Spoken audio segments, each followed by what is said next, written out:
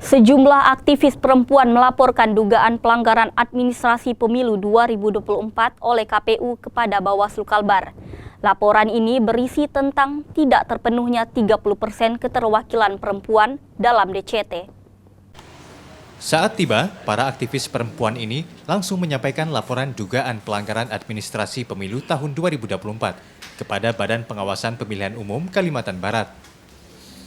Para aktivis perempuan ini melaporkan Komisi Pemilihan Umum Kalimantan Barat mengenai tidak terpenuhnya 30% keterwakilan perempuan dalam daftar calon tetap anggota DPRD.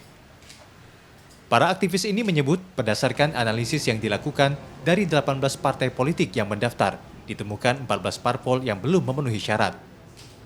Jika diakumulasikan, kondisi ini terjadi di 39 daerah pemilihan di seluruh kabupaten kota, termasuk di Dapil Kalbar.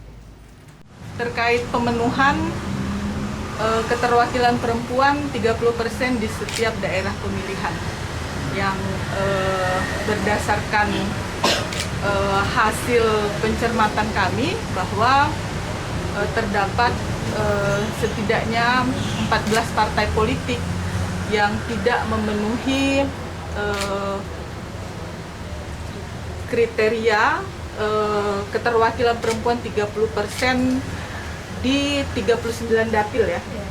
Memerintahkan Komisi Pemilihan Umum Provinsi Kalimantan Barat untuk melakukan perbaikan daftar calon tetap atau DCT pemilu DPRD Provinsi Kalimantan Barat kepada partai politik peserta pemilu tingkat Provinsi Kalimantan Barat sepanjang menyangkut daerah pemilihan yang tidak memuat keterwakilan perempuan paling sedikit 30% dalam daftar calon untuk daerah pemilihan.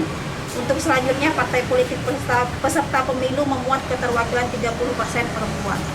Kemudian yang kami minta terakhir kepada Bawaslu Provinsi Kalimantan Barat adalah memerintahkan Komisi Pemilihan Umum Provinsi Kalimantan Barat untuk membatalkan atau mencoret daftar calon tetap yang diajukan partai politik peserta pemilu untuk pemilu anggota DPRD Provinsi Kalbar di daerah pemilihan yang tidak memuat keterwakilan perempuan paling sedikit 30%.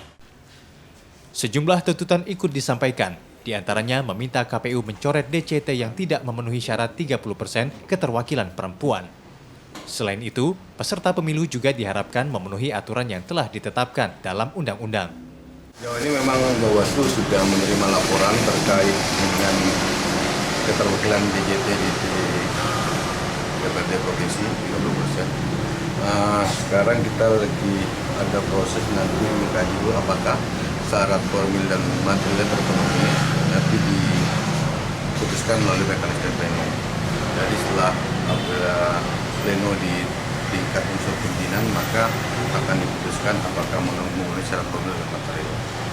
Dan bisa saja nanti kalau memang ada kekurangan terkait syarat material, kita bisa minta untuk diperbaiki. Laporan yang dilakukan para aktivis perempuan ini dilakukan berdasarkan Undang-Undang Nomor 7 Tahun 2017 dan PKPU. Keduanya menyebutkan bahwa wajib menyertakan keterwakilan perempuan sebagai calon anggota legislatif minimal 30%. Dion Setiawan, Kompas TV Pontianak, Kalimantan Barat.